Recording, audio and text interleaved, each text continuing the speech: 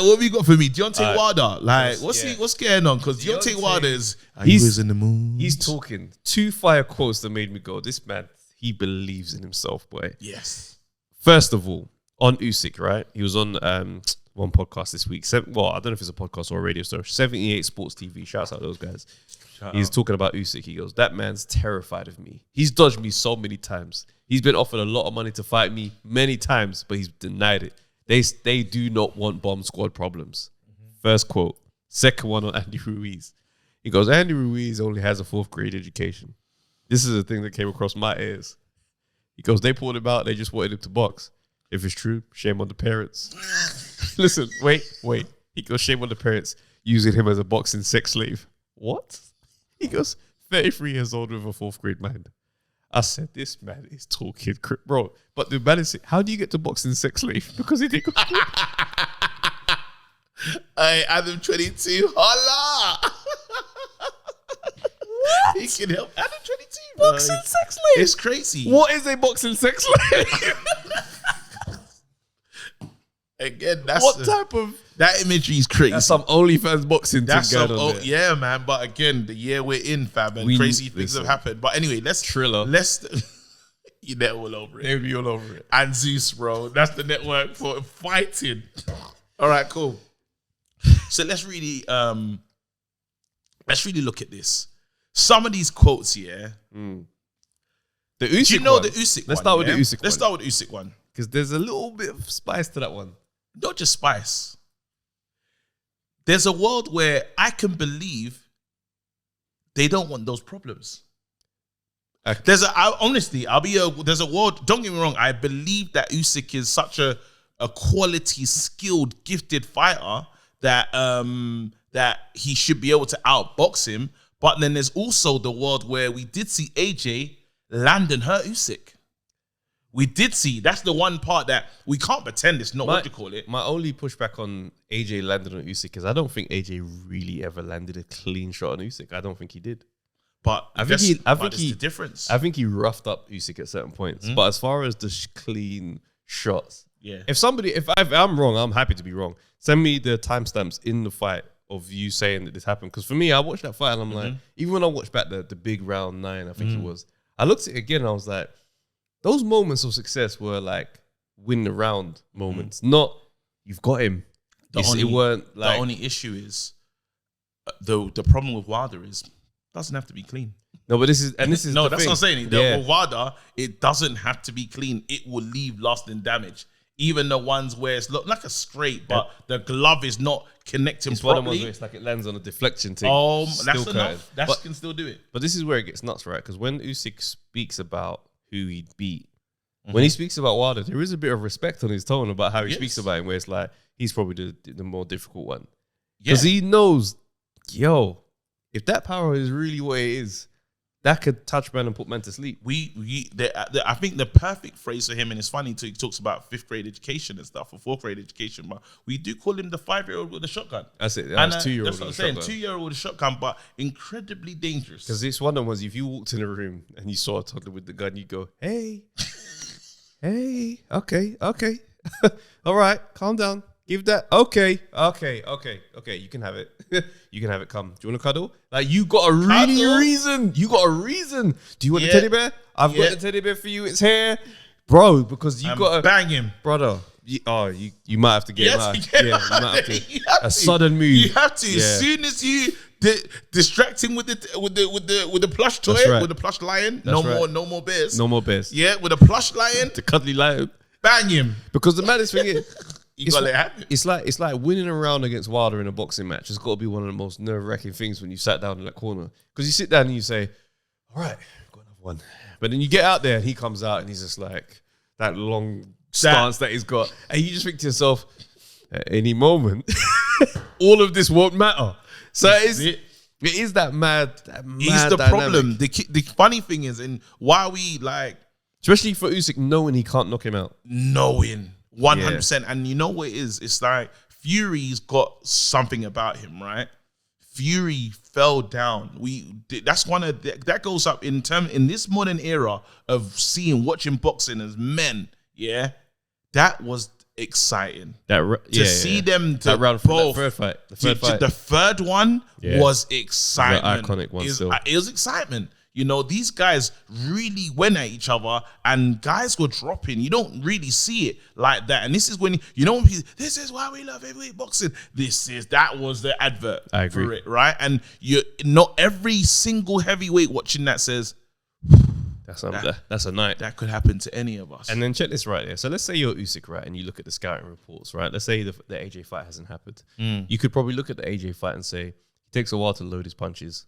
I'll be able to manage. I can be careful. I'll be able to swim in. You know what I'm saying? I'll be able to swim without getting wet with this guy because he hesitates on some of the shots. Sometimes he overthinks. Yeah.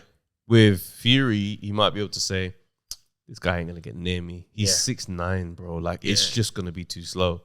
And then you look at Wilder and you say, this guy's like a bridgerweight. The snap on that shot, I don't know I'm going to see that all night. I don't know I'm going to be able to guarantee.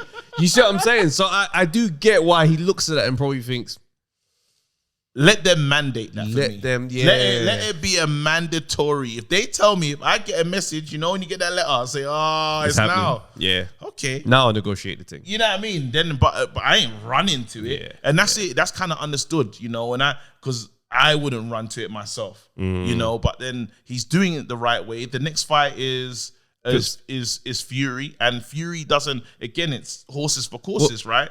Fury, it has it's a known disadvantage against the fighter that is like Usyk. So this makes sense. So this is why, keep calling this guy out.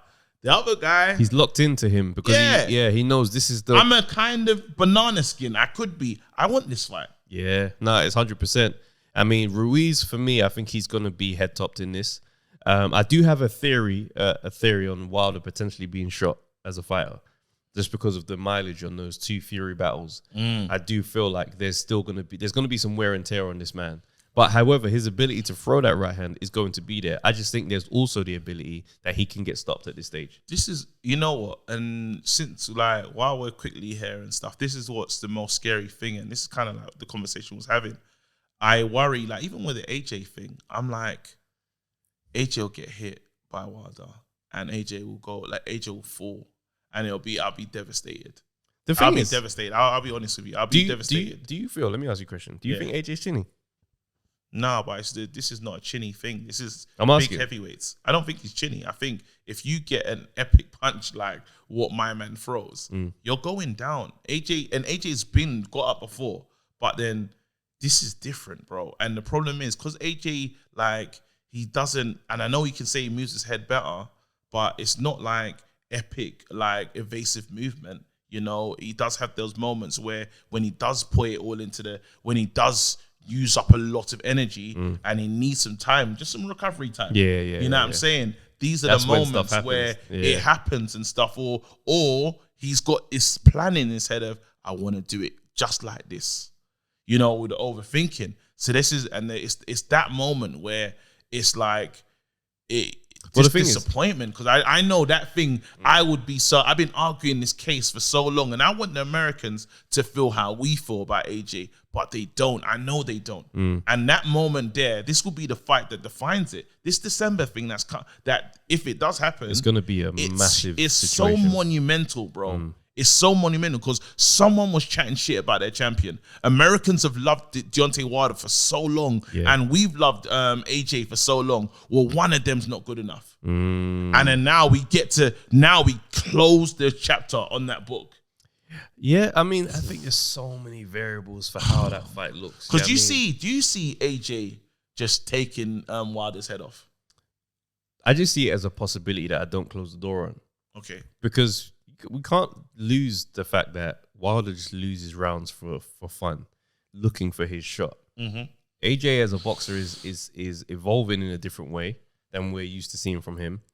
And I see him being very capable of winning winning rounds. He still has the power that's there. I don't think he trusted his ability to land shots with power on Franklin.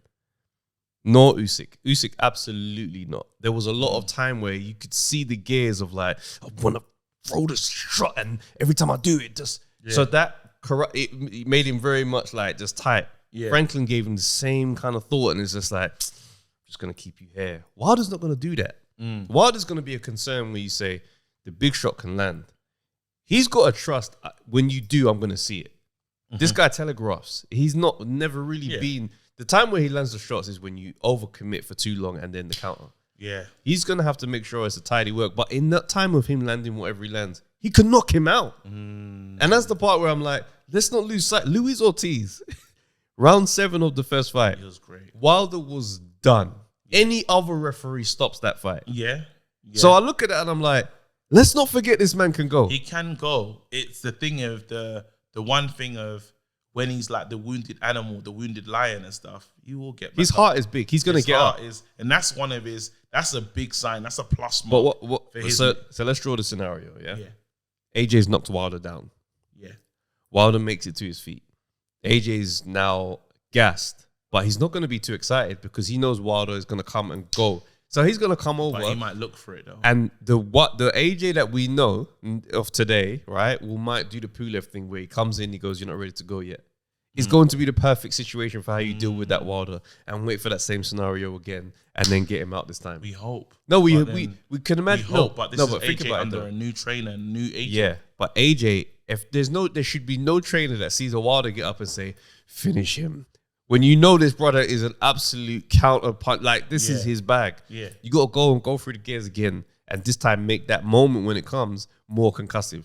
Well, but the only pushback that I have in this moment is one of the best to do it in this era right now is Tyson Fury. And Tyson Fury went to try and finish the job and got in trouble. Yeah, you know that's what I'm saying. This is what I'm saying. So it's like saying, well, Tyson Fury couldn't avoid that trouble because the heart man said, you know, I'm gonna get closer and close this thing. So even though he's wobbly, he came forward, which was shocking. But a lot of people watching. That's right. So now this is what AJ would have to deal with.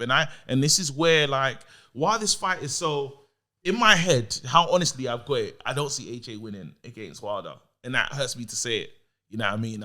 If I'm being real with myself. Because it's like, there's just little things that I'm thinking, we haven't overcome that. Now, don't get twisted. If we see in this fight against Dillian that I see the beast reawoken, I'll say, okay, let's look at this. But I just said, we've seen a tentative, waiting for the moment, very patient AJ. And I'm like, I need a mixture of patience, but a savage. But can you see that patience is going to be required for Wilder? A mixture of patience with the savage, though. No, yeah, but this is what I'm saying, because let's say this, yeah? People go back to AJ's performance against Klitschko and have that down as like, that's the best version of AJ. That AJ would have got knocked out by Wilder.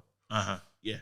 That would have got knocked out by Wilder. Yeah, he's going to have to become, in the direction that he's growing in, to beat Wilder. Do you see what I'm saying? So when we go back to say that's the marquee performance, that would have got smoked. He would have got head topped. Klitschko landed, bang, got down, got up, and he was in there. Clearly, he had the youthful naivety of someone who's never lost before to say, if you don't knock me out this round, I'm going to come back and kill. Like, he was talking to him. Yeah. That AJ, he's not going to take them. Wilder's going to put him away if that's what's happening. This AJ now is going to be more prepared to be zoned in all night. For Wilder, it's such a, in my opinion, it's such a great, like, it's and I want to be, because I've been as a fan, this is the perfect thing, and we hope that every door leads to us getting to open this and close this book. We hope, but this is boxing, and anything can happen. Anything can happen, man.